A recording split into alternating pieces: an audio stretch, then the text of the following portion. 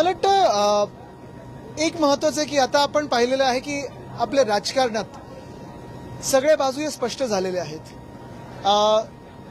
एकच महत्वाचं आहे की आता जनतेला आस आहे की जे महाराष्ट्र लुटत आहेत, जे महाराष्ट्रात भ्रष्ट आहेत, त्यांना कोणी थारा देणार नाही, त्यांना कोणी पाठिंबा देणार नाही.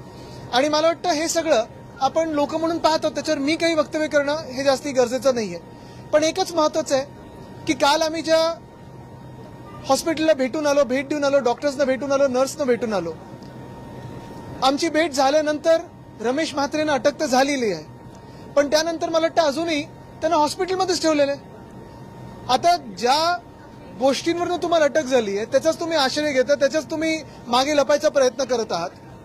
पण मग नेमकं गृह खातं किती याच्यावर कीन आहे, किती याच्यावर दबाव टाकून याला आत टाकण्यासाठी दबाव टाकत आहे की इथे पण फेकनाथ मिंदेंचं फडणवीस साहेब ऐकणार आहेत, हे आता पुढचे 1-2 दिवसात स्पष्ट होईल. डॉक्टर्स जे मागत आहेत, नर्सेस जे मागत आहेत ते न्याय मागतात, कडक कारवाई मागतात, शिक्षा मागत आहेत. माझं तर म्हणणं आहे की त्याची धिंड काढली पाहिजे आणि त्याचं नगरसेवक पद बरखास्त केलं पाहिजे. एका बाजूला पक्षामध्ये अशा पद्धतीचा नगरसेवक वागतो, त्याच्यावरती कुठलीही कारवाई पक्षांतर्गत केली जात नाही. तुमच्या पक्षातला नगरसेवक असं वागला असतं, तुम्ही कशी कारवाई त्याच्यावरती केली असती? शिंदेंनी काय करणं अपेक्षित आहे? तुम्हाला आठवत असेल जेव्हा काही मंत्र्यांवर आरोप झाले, जसं संजय राठोड असतील किंवा इतर मंत्र्यांवर आरोप झाले, त्यांना त्यांच्या मंत्रिपदावरनं पहिलं आम्ही काढलं होतं.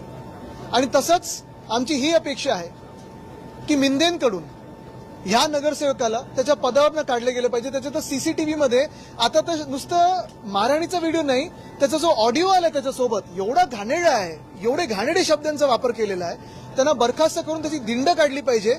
हीच आमची मागणी राहील. तर आणि तरच त्या डॉक्टर्सना न्याय मिळेल. कारवाई करतील असं वाटतं का? एकनाथ शिंदे कारवाई करतील? स्वतः तसेच आहेत, पुढे काय त्यांच्याकडे अपेक्षा?